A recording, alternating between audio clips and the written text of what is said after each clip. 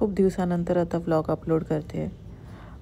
खूप दिवस तुम्हाला मी मिस केलं आणि आता अधिराज स्कूल चाललं आहे. आज मंडे आहे. खूप लाँग सुट्टीनंतर त्याचं स्कूल सुरू झालं आहे. मी सुद्धा माझं ऑफिसमध्ये आले.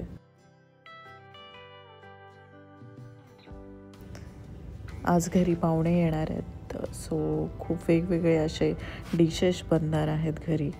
मटर पनीर, डाळ राईस, चपाती, श्रीखंड असणार आहे. खूप दिवसांनी श्रीखंड खाणार आहोत. पकोडे असणार आहेत. तर असं खूप छान असं प्रिपरेशन करून आम्ही थोडंसं अधिराजसोबत टाईम स्पेंड केला. एव्हरी डे आम्ही त्याच्यासोबत टाईम स्पेंड करतो. आणि त्यानंतर तोसुद्धा खूप वेट करत होता की रिधान कधी येईल घरी. आम्ही दोघं पण इथे बाल्कनीमध्ये त्यांचा वेट करत होतो. त्यांची बिल्डिंग समोरच आहे. ही जी दिसते त्यामध्येच रिधान, श्वेता, रोहन राहतात. तर त्यांची आई इंडियावरून आली होती म्हणून आम्ही डिसाईड केलं की आपण त्यांना जेवायला बोलवू. इथे खूप छान गप्पा मारल्या आम्ही. ते घरी आले.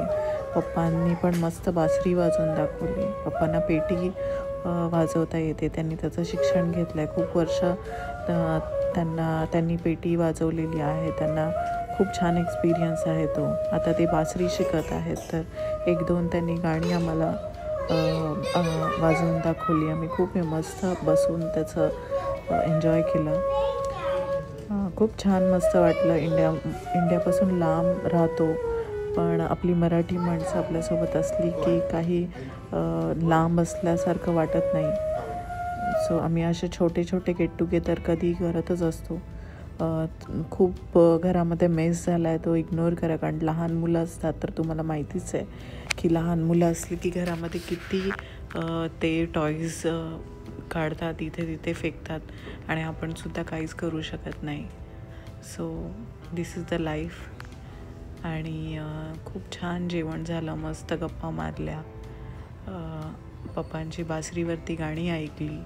आणि इंडियाच्या बाहेर राहून इंडियाचे रिच्युअल्स आपण कधीच विसरत नाही आणि कधीच विसरू नये, कारण आपण ज्या रूट्समधून त्या रूट्सला फॉलो करणं हे आपलं खूप कर्तव्य आहे. आणि तसंच आपली मुलं आणि आपली पुढची पिढी ते फॉलो करतील.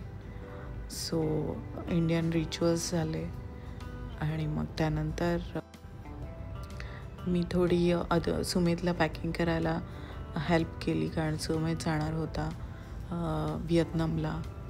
आणि हा व्लॉग मी खूप लेट अपलोड करते, कारण मध्ये खूप ऑफिसची कामं होती, खूप काही गोष्टी होत्या.